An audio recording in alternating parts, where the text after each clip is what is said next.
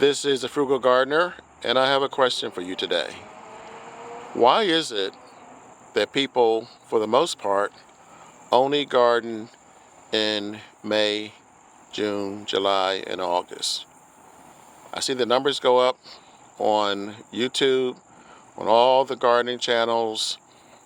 Everybody, they bring out their tools, they buy their seeds, they plant the usual squash, tomatoes, cucumbers, and when August rolls around, that's it.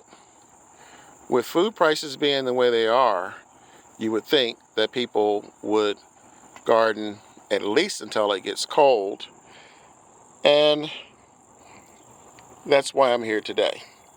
Now, I get when you have responsibilities like raising children, that they go back to school in August, September, and you don't really have the time to deal with the garden. But there are plenty of us who do. One of the advantages to having a fall garden is that as the temperatures drop, you have to water less, so it's less work. Another advantage is, as you're about to see, there are plenty of things you can grow in 2 months or less.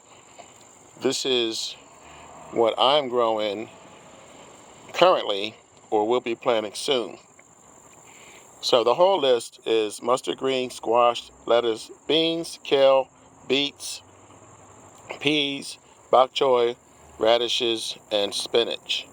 This little guy here, these are purple daikon radishes. They're kind of pricey, so I'm just adding that to the list because you can pretty much plant any kind of radish. Those will be ready for harvest in 30 days. Now, before I go any further, what I'm going to do is post a link to the Farmer's Almanac page where you can plug in your zip code and it will give you your average first frost date. So here we are in, well, it's late August. I mean, it might as well be September. I'm 2 days away from September. So if you do the math, September, October, you'll be harvesting what you see here and what I had on the list. And in some cases, I mean, I'm in zone 6B, but in some cases, if you're in a warmer climate, it doesn't matter. I mean, you can go 3-4 more months. So these peas, just to show you, we're talking about 65 days to harvest. So 2 months and 5 days. 45 days to harvest spinach. So that's a real quick and easy one. Squash I grow all the time. 50 days. So you get the point. I mean, this is basically stuff that you can do that is not going to take a lot of your time up. It is going to save you money. It will extend your summer. I get why people garden during the summer, but I don't get why they don't garden in the fall. I've had people tell me they don't garden in the winter because it's cold. That's fine. I understand that.